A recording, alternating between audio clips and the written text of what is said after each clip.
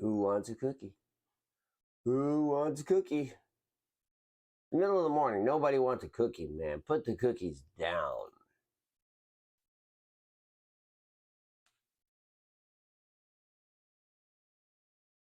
Nobody wants a cookie.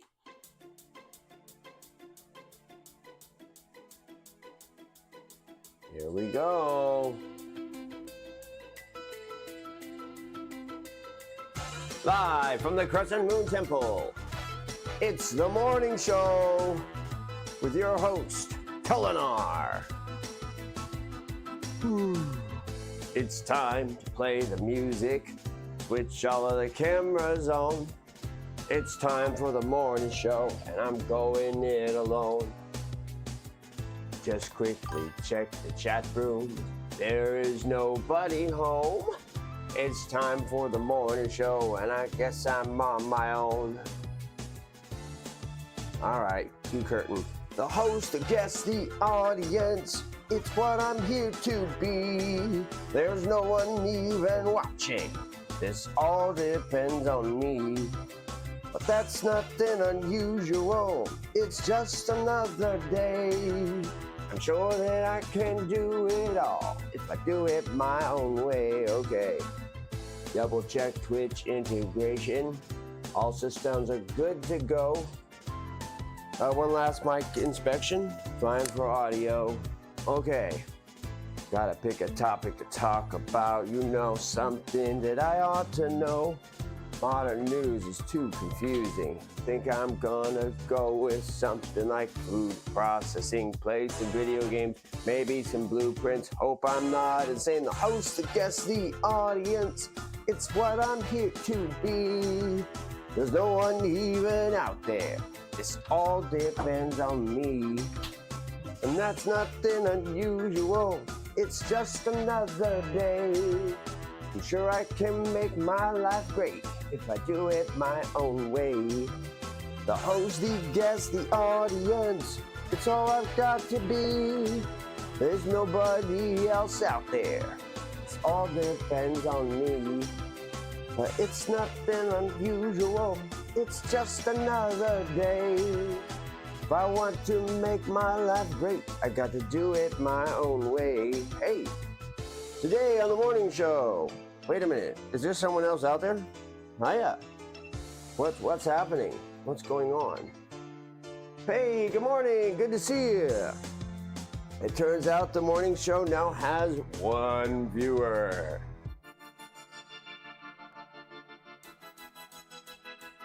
See if we can get a statement from said viewer.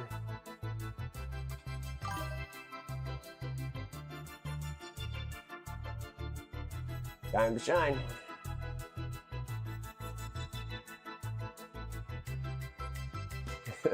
Maybe not. Today's morning show is brought to you by the letter D and the number 17 and a half. And by viewers like Newbie ASF, the only one out there. Thank you very much for watching the morning show. That's it. We're going home. Maybe not actually. Let me get some lassi in my throat. We're gonna get started here.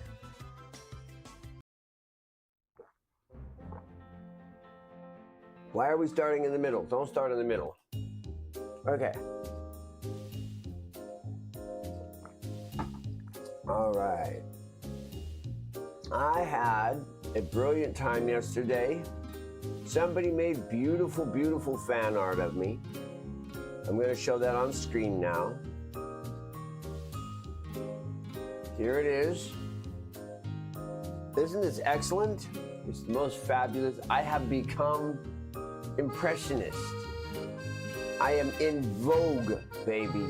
Vogue. Honestly, they did a better job than I did. So that's just how it goes. Good morning. Nice to see you there. I was hoping you'd chime in during the theme song, but that's okay. That's loud. Let's get that down as my usual volume was.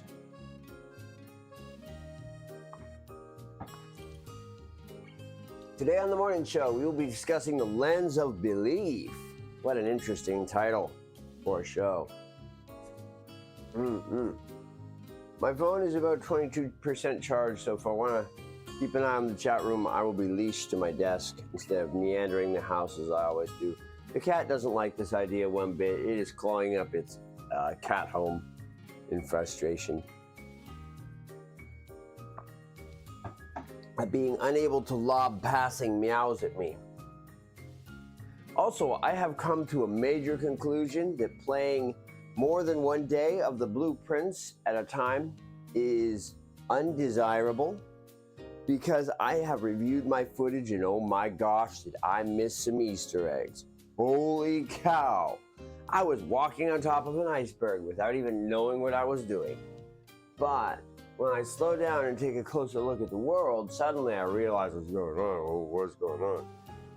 So, I'm thinking I'm just going to do one day at a time. For Blue Prince from now on, play a little slower. Try to control myself a little bit. It's a good game. I really enjoy it. But I get more out of it when I take my time. I shot through 3 days and like, yeah, okay, I found an underground area, big deal. Oh, I should have been paying attention. I'll probably stream Blue Prince around noon in 4 hours if you're interested in catching that. But for now, let me get some lassi.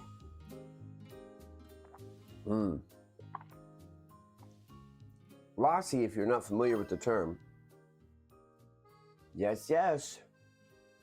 You seem to be lagging by quite a few minutes, maybe. But thank you for being here.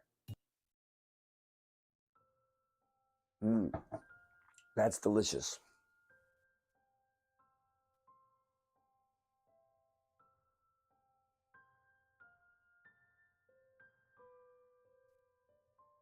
So, lassi is half and half yogurt milk with some sweetener.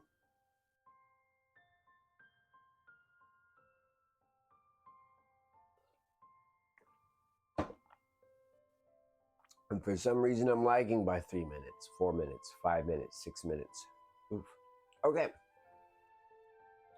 The lens of belief. So here's this thing. Humans all view the world for the most part. A few of them view realities inside their own noggins, busy gibbering against the rocks and I don't know, farting down the aisle, but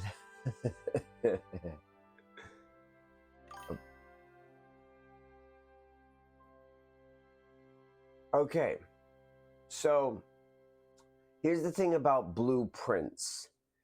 I did not know of the existence of routes. I do not watch any content for Blue Prince. I don't have any other information. So as far as routes, I can't tell you anything. I can tell you how things unfolded in my streams though. I am currently on day 13. On my first day in the mansion, I didn't even start by going into the mansion. I walked the grounds and discovered the orchard. Then on my second day, well, I went in, but it was not the best. I had to learn how the game worked. I was looking around. I found some puzzles. I won the parlor game. I've won the parlor game every single time I've confronted it. I've won the billiards puzzle every single time I've confronted it. When I was forced through room placement into giving up at the dark room, I discovered that you can cross this chapel with 0 coins and was able to put power to the dark room and immediately found the secret of the dark room. There I realized, well, I should say found the first secret of the dark room, the picture of the orchard. And I happened to have the magnifying glass on me because I was taking my time, which meant I unlocked the orchard right away. I found the code to the padlock to the orchard. Very shortly after that, I managed to get the garage open and unlock the west path. Then I managed to drain the pool. I used the pool. Well, I did drain the pool. I got those coins. And then I drained the fountain and went down the fountain and found out there was a door at the bottom of the fountain. Then I found the shelter. I have found the chest in the boudoir and immediately realized how to open it. And found red letter number 4. And then I made my way to the, there's a third viewer? I am so confused. It's probably just a bot. Anyways, so then I meandered into the shelter, managed to get its time lock safe open, and got the 7th red letter, if I've got those correct. I think orders wise they might be mixed up, but it's one of those sequences. Then, on a long, complicated, incredible, luck-filled run, at the very tail end of a playthrough where I was scrambling around trying to do things that were important and realizing the entire time that nothing good was going to happen, I used the secret garden key on a door because it was the only key I had, and it worked. And I wandered into the secret garden and opened the left lever to the antechamber, went into the antechamber, and got the basement key. And from the basement key, I made my way underground. Then only a day later, I found the 4th light and enabled the elevator. And then a day after that, I found the foundation. And now I found my way down the foundation and discovered I have to get another basement key, but that time the antechamber wasn't open. I have found the rightmost lever by opening every single door in the Great Hall.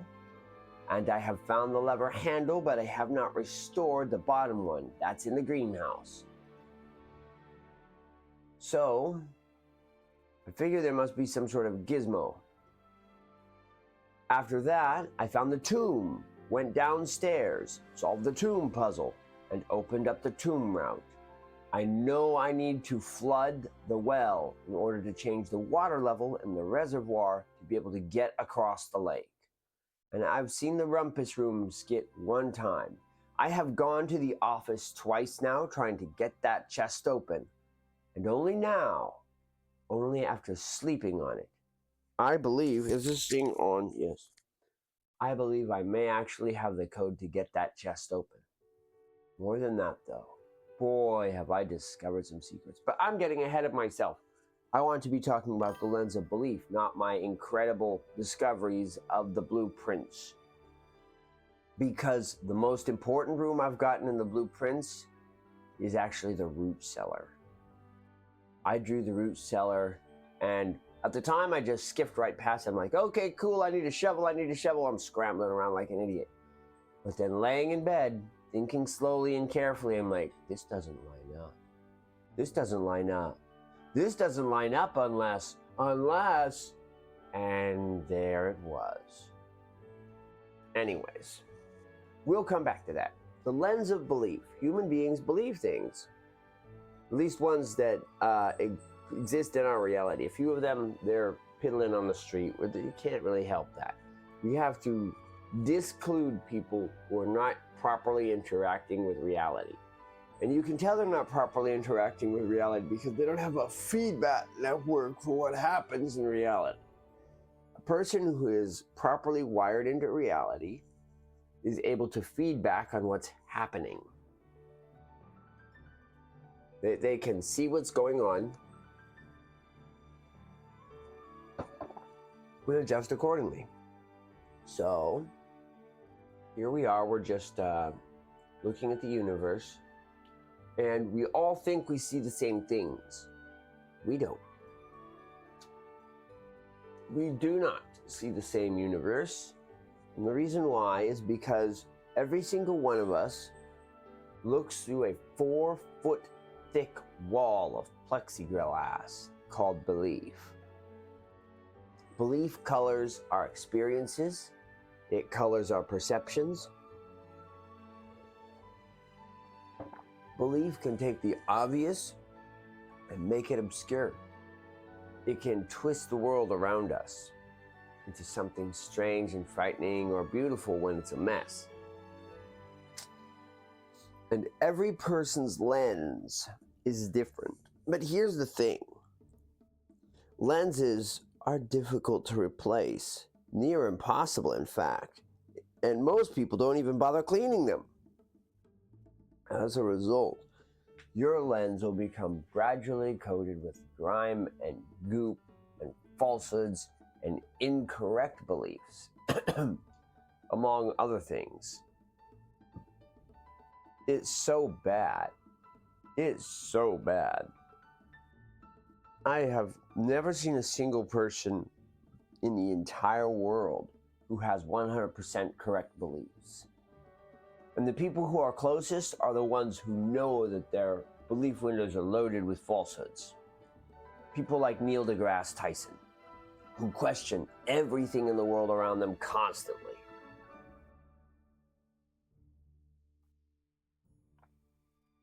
These are the people who will tell you that the way to gain the highest level of knowledge is to embrace that you don't know anything and be willing to hear people out, be willing to explore the possibilities. The sign of an intellectual person is the ability to consider something without accepting it as truth. Because the things we accept as truth get ingrained on the lens, sometimes even scratching it. People put stickers on the lens.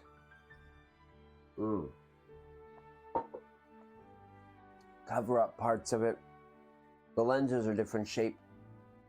I'm sure there's someone out there with a fisheye lens that's got a very bizarre worldview. But because you can't clean your lens, well, you can, but it's not pleasant to clean your lens. To go through and say, well, I believe this, but the problem with it is you can't tell what you believe because it's so close to your face. Your lens is right there. So to actually clean your own lens is difficult. But anyone else walking by can say, oh, your lens is nasty. Because like, you believe what? First thing falls out of your mouth, they disagree with you. And that's the way humans are. You be talking about oranges or something, they'll be like, yeah, I've heard that. I think that's probably right. And then you'll pipe up about your view of gravicentric universal waves, and they'll be like, no, what are you talking? This is not like that. Light and magnetics run in perpendicular to each other, not parallel. I'm like, no, they got to run in parallel. It's like, no, they are perpendicular. Or somebody else is like, what are you talking about? I played Fortnite last night. Anyways, you get soccer moms who believe that every single guy who has excessive chin hair is an evil predator out to steal their lunch money and their lasagna. You've got kids who believe the world is full of beauty and sunshine and friendliness, and people don't care when they take things out of the store without paying. Because, yay, I'm a kid and no one's ever going to punish me for the shit I do. You get a universe where people believe in a flat earth and a round president, and things are difficult to confirm. As long as that is your perspective, is that nothing can be confirmed, you will never have anything worthwhile on your lens. And that's good. You don't want to have a whole lot of things on your lens. There are certain things that are useful, such as the precept of gravity. Most people have, for example, on their lens a small note that says, gravity sucks. This is because gravity causes injury very quickly and very suddenly for most people. But there are a few people out there that have written in beautiful charcoal pencil, gravity is my ally. These are people like gymnasts or tumblers who believe they command gravity. And that might get replaced later in life with a gravity sucks. But maybe it won't. For a person who spends a lot of their life learning to handle gravity, gravity's not so bad. It's the same thing with fire. There's a lot of people who have very clearly written on their beliefs window, fire in a bucket is nice, fire anywhere else sucks. And for people who do fire, people who work with fire on a daily basis, their window says fire is powerful instead of fire sucks, because fire is something useful to them. Fire is something capable. If you do brush fires, then fire is necessary in reality. You know the truth. Fire very easily gets out of hand, and fire can be dangerous. There's very few people who have on their window, fire is safe and warm and comfortable. These are people who don't have very much experience with what fire can do. There are some things that are on almost everyone's window because everybody deals with them. Most people have on their window written somewhere, spiders are scary. Some people have bees are terrifying. It's not because there's any inherent danger in them. A spider is an extremely small being. Small enough that it's not physically capable of harming a human on a significant level, for the most part. Spiders are terrified of us, mortified actually. It takes a long time for a spider to realize that a human doesn't mean it harm. Spiders face the wrong way to easily perceive a human. Yeah. Belief is involved with propaganda and indoctrination because these are two terms for something we talked about the other day, and that's culture.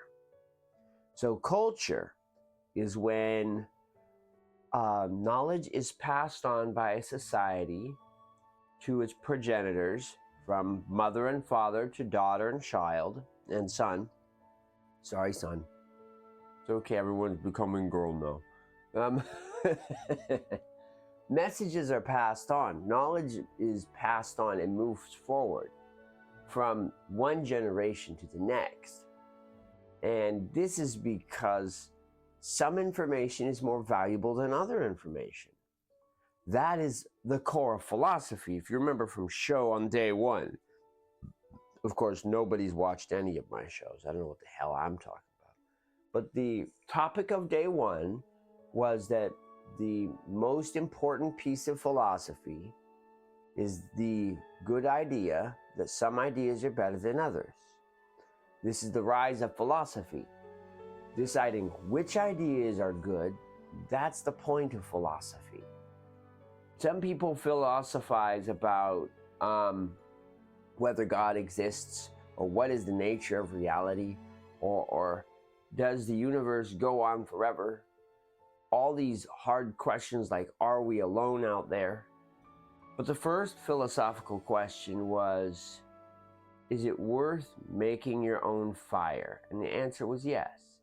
The answer was, yes, it's worth learning to make fire and spending time on technology so that society can become rooted in one place. That's the first piece of philosophy, is it involves whether or not one should transport fire from place to place and gather it from lightning strikes, or whether one should learn to make it themselves.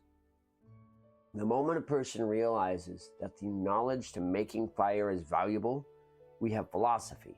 And when we teach our children how to make fire, we have culture. Culture involves teaching the next generation what is important. Now, this is essentially indoctrination. From the moment you teach someone how to make a bowl of cold cereal, you have changed their lens.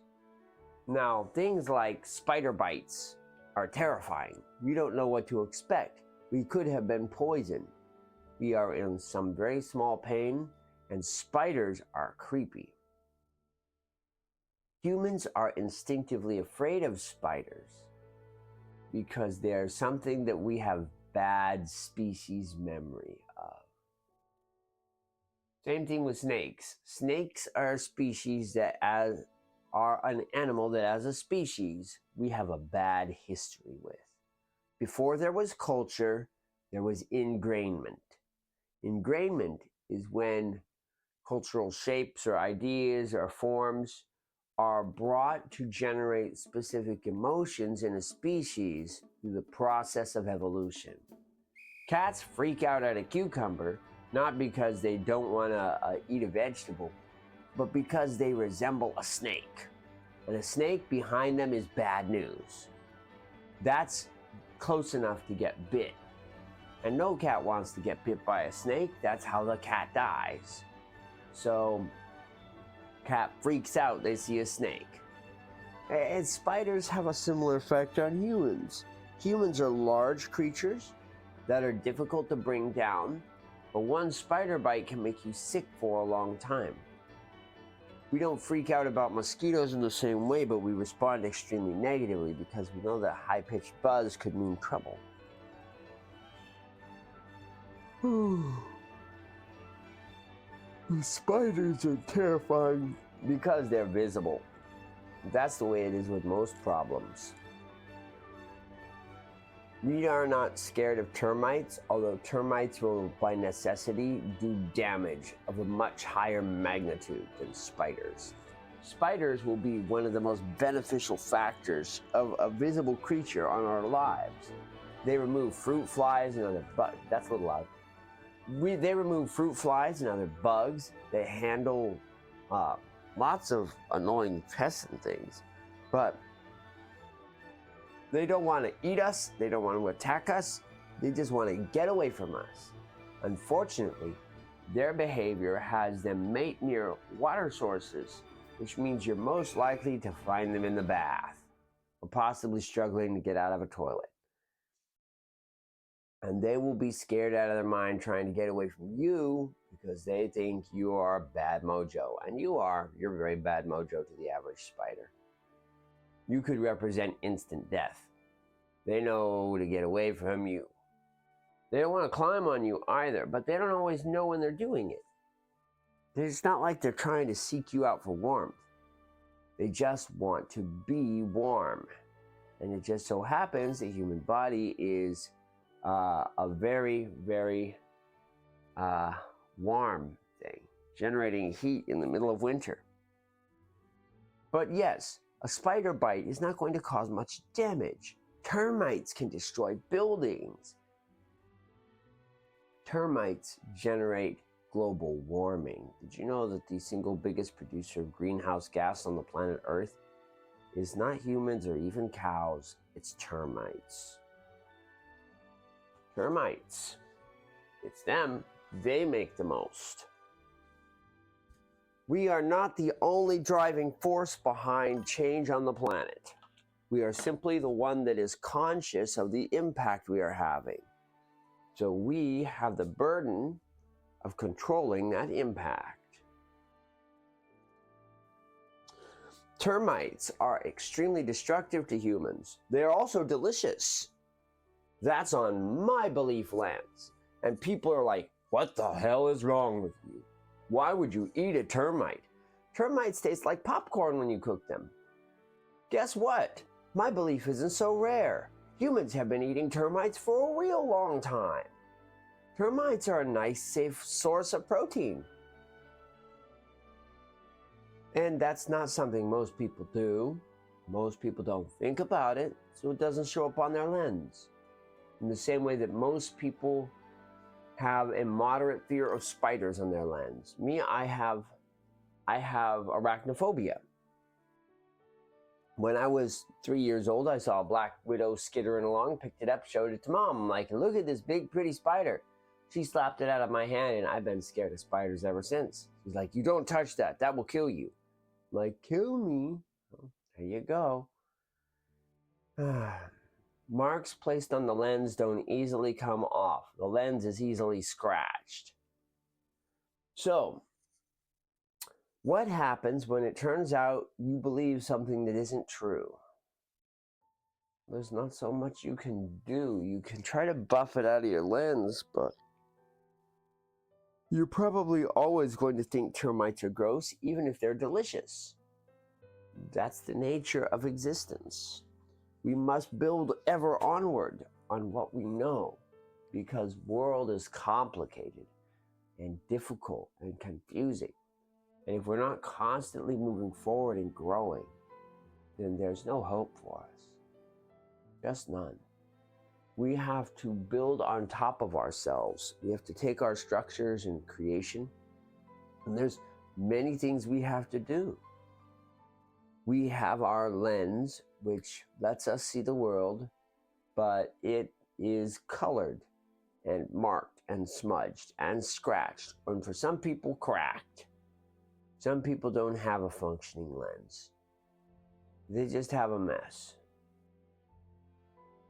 But from this, we have our set of 7 core needs, right? The cardinal motives, which I've gone over those on another video too. This is the need to survive, the need to be important, the need for emotional connections, the need for aesthetics and beauty and cleanliness, the need to discover our world, the need to exist in reality, and the need to be treated fairly. And these 7 parts are connected to the lens of reality. And then from there, behaviors form. And then from there, habits form. And then from there, tendencies form. And then from there, we have our daily life. It's all balanced precariously on the lens. And putting that much pressure on the lens makes it easy to get it scratched or messed up. How you perceive the world is important. If you think that beans are an excellent deal, then you may end up eating a lot of beans, and that will impact your diet, and that will change your nutrition. Let's say there was some poor sod in America who thought that the best nutritious item you could possibly consume was Cheetos. This person would not be living a long life. Cheetos are okay nutrition, but there are people who think Cheetos are the devil, and there are people who think Cheetos are terrible. And there are people who think Cheetos are great. And if someone were convinced that Cheetos were superfoods, then they would not get very many vitamins and minerals. Their protein count would be very low. Their joints would probably give out early. Without sufficient protein during the growth spurt, they probably wouldn't be very tall, probably be pretty frumpy. And the ratio of fat and salt in Cheetos is not good. My guess is they would live a very sedentary lifestyle, sitting in a ball, doing very little, before eventually becoming a Cheeto themselves.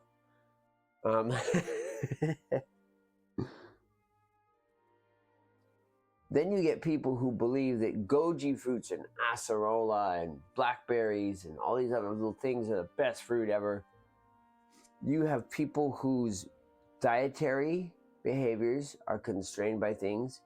And then there are times when these lenses are absolutely necessary and absolutely accurate, and other people will still think you're nuts. You'll walk into a restaurant knowing 100% you can't have milk. You can't have dairy items. And it's not because you're lactose intolerant, where the stomach has difficult digesting lactose, and so the milk makes you feel yerpy.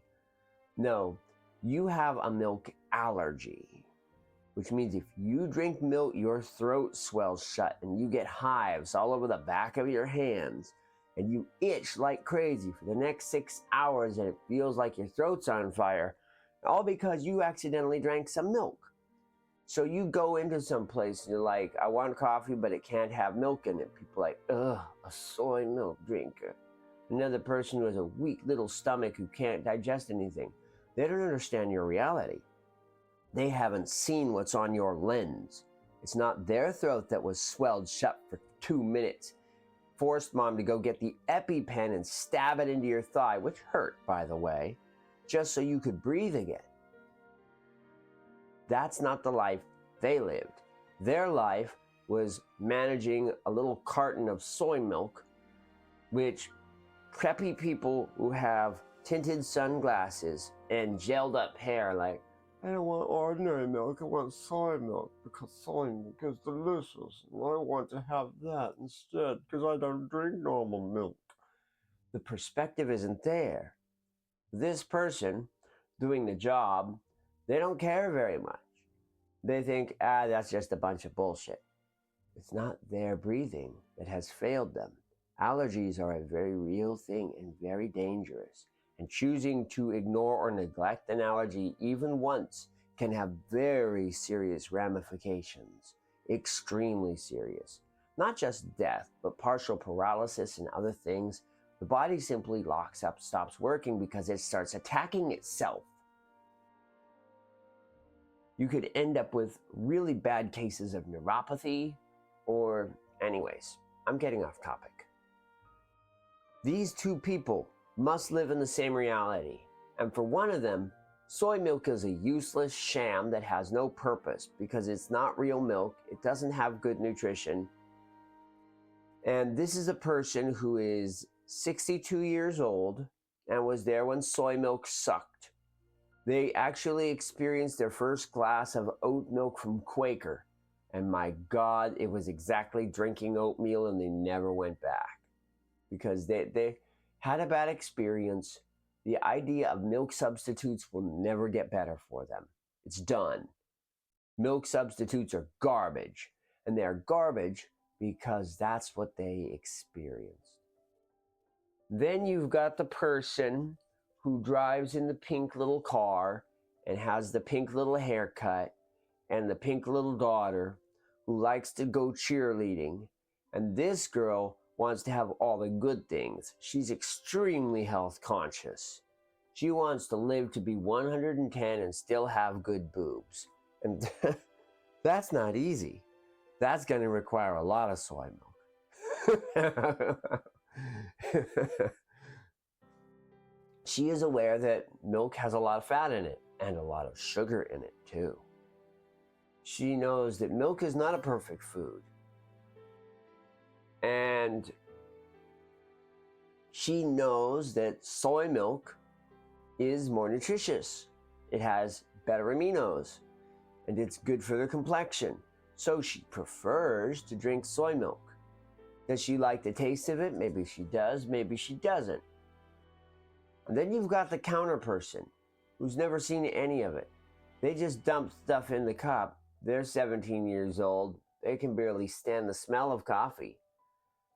And when given the choice to either go fetch a brand new purple little carton from the fridge, when it's in the second fridge, I don't know why they have a separate fridge, but they have to have a separate fridge. So they have to go out to the second fridge and get the purple little carton because there's not quite enough, or just give it a shot of milk. You can see how the lens of belief creates conflict between people. Because there's a 50-50 chance that you're going to get pink mommy who just wants soy milk, and a shot of milk's probably not going to kill her. And the girl who consuming that will actually be a very serious threat to her health. People have different beliefs because they have different lives. They have different experiences.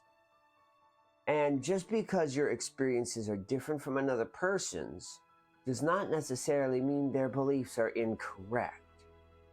Their beliefs might be wrong for you, but it might not be wrong for them. And you have to be cautious about this, very cautious.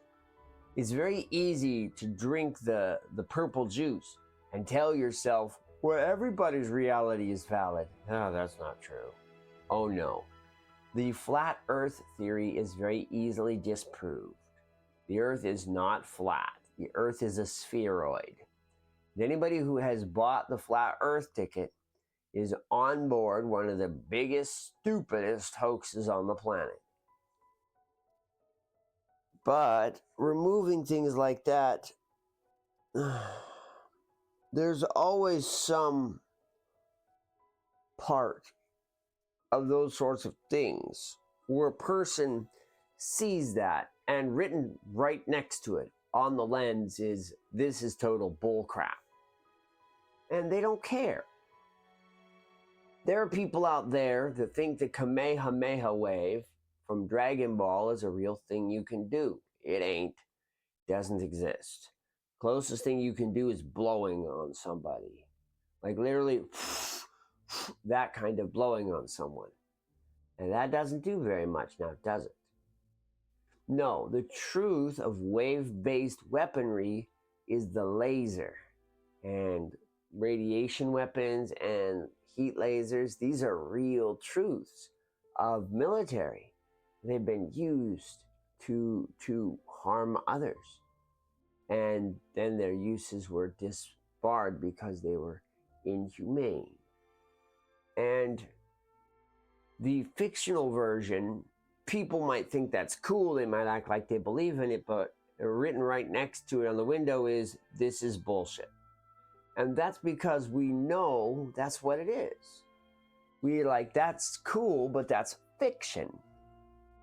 So if something fictional were to happen in reality, we might have a problem, because reality would suddenly stop lining up with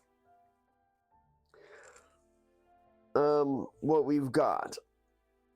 So perhaps you've watched the crap out of the steamed ham skit and you think, oh, the Northern Lights don't actually exist. No, mother, it's just the Northern Lights. And then one day you go outside, it's a clear day in the middle of summer, probably August, late August. It's a moonless night, and as you look across the sky, you see blue-green fire dancing and wonder what the hell's going on. That doesn't happen in reality. And you become panicked because the world's breaking. Did someone set off a bomb? No.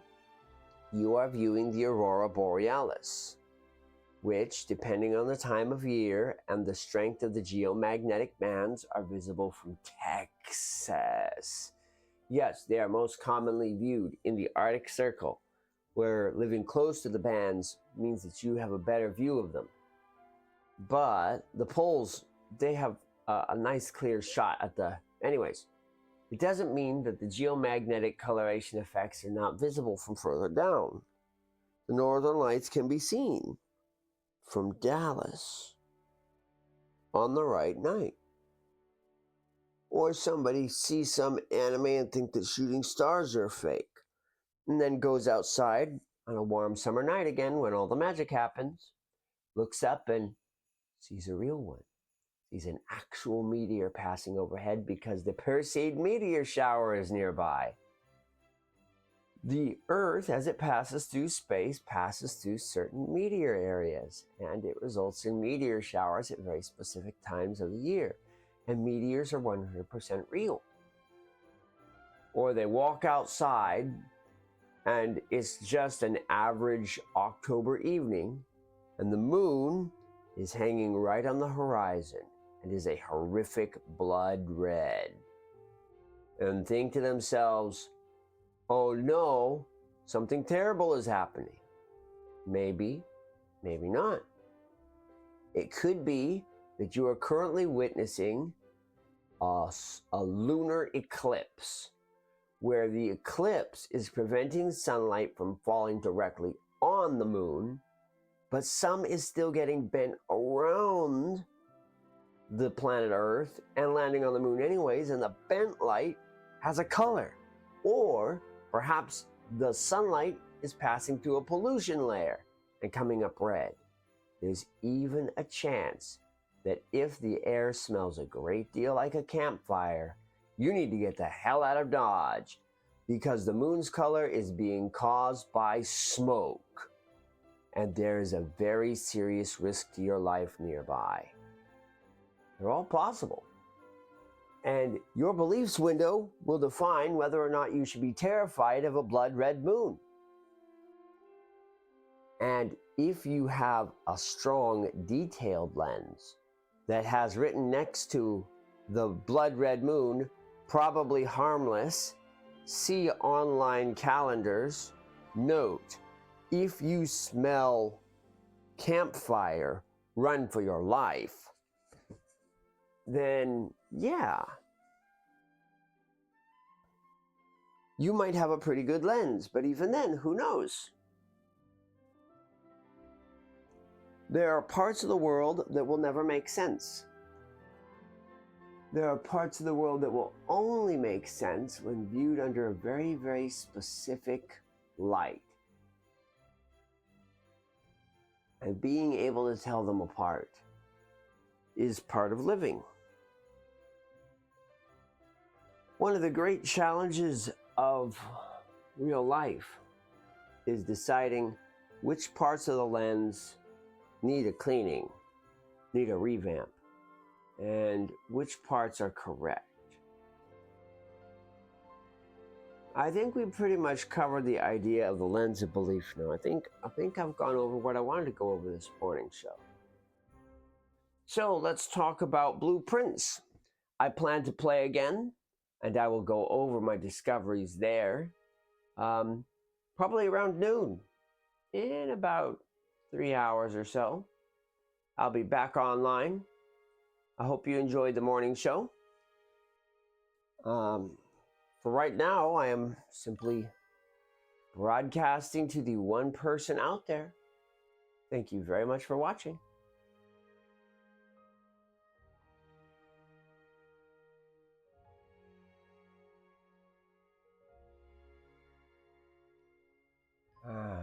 Let's see here.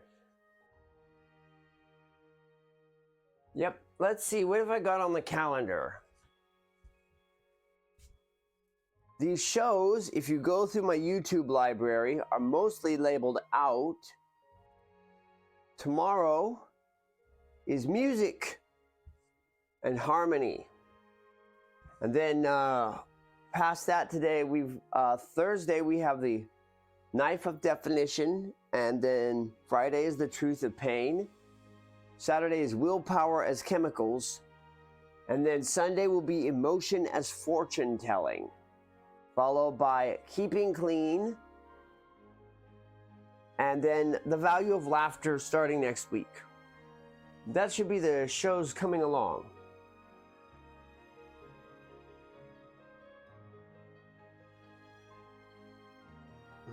I think I want a little more lassi.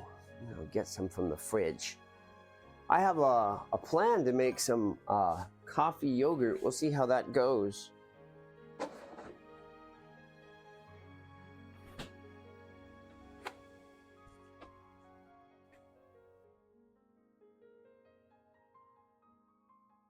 There we go. The show topics are bound to change at the drop of a hat. Something significant could happen to me and my perspective, and I need to share that. For the most part, we are on pace. Okay, for my yogurt, we are going to do food processing streams at some point in the future. I'm going to diversify my streaming. I'm just taking it easy to begin with. I use Tillamook yogurt. What I do is I take a gallon of milk, I pour half of it into an Instant Pot, I whisk in some Tillamook yogurt, and I push the yogurt button on the Instant Pot and go to bed. This fills my Instant Pot with thin Tillamook yogurt, a half gallon of it. Then I add about 14 ounces of sweetener to that. I like using Longan syrup in particular, and then dump in the other half of the milk. I mix it up well and funnel that half and half milk and yogurt back into the gallon. And that's how I make lassi. I use Tillamook as a seed.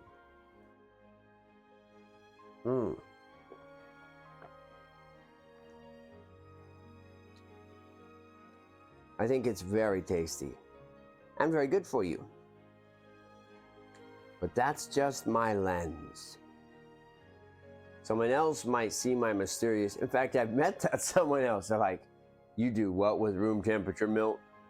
I'm like, no, not room temperature milk. It has to be warmer than room temperature.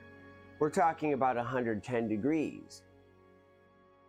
That's in that temperature range where it feels comfortable on the skin, but significantly warm. If it were warmer, then it would start to sting. 110 is extremely comfortable warm. And that's when bacteria likes to multiply. And that's the point. And she was so creeped out. Well, that was not on her lens at all.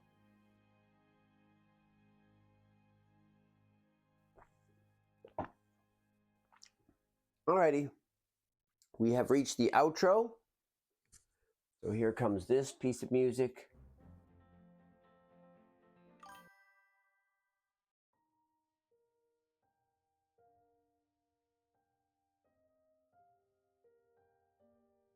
How does one melt a blueberry?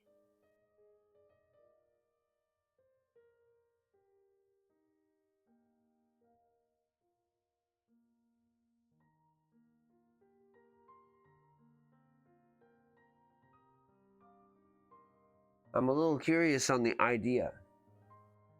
Melted blueberries.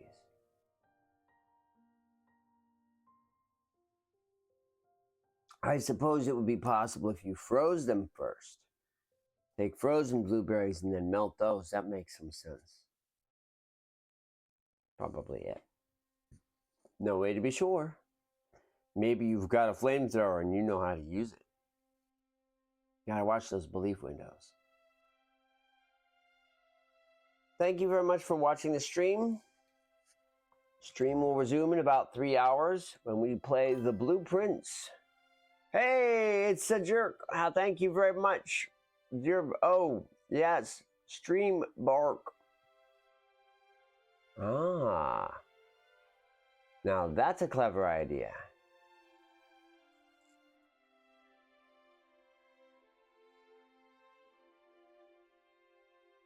You get used to the chat spammers, unfortunately. It was all the company I had for 17 years. People coming in to advertise things that drop back out as fast as they showed up. You're the first actual viewer the show has ever had. So let's go back over my history. I probably first started streaming video games 17 years ago when I was doing MapleStory, of all things. Then I did Lightning Returns and did video games from there on out. I did a big Persona 5 stream. This is all cataloged though. You can't access this on my YouTube because I'm in the process of restarting my YouTube and I'm controlling the content that's there quite a bit. Their long lore is that I am an overlord and I've done various things trying to refine and hone my abilities, constantly testing myself. I love a good challenge. I had some guides and infographics up and a few AMVs. I think a few of them are still accessible too. So if you like anime, I've got some music videos that are out there. And I just do what I feel like doing. And it involves all of the things. I have never believed in limiting a person. I touched on it on the day that I was talking about Arate. Thank you very much for doing that, by the way. I don't bother. See, they're just going to produce another one, that random bolt code serial name. I'll get visited by another bot with an entirely different name tomorrow. So it's not worth my effort to go after those guys. Besides, they provided a little bit of comfort, a little bit of company, you know, when I needed it. All right, I'll let you go. Thank you very much for watching the morning show. Oh, almost forgot, I need to say this. You have been listening to Kentaro Sato and the Budapest Symphony Orchestra, playing Stardew Valley, the soundtrack to my life. See you next time.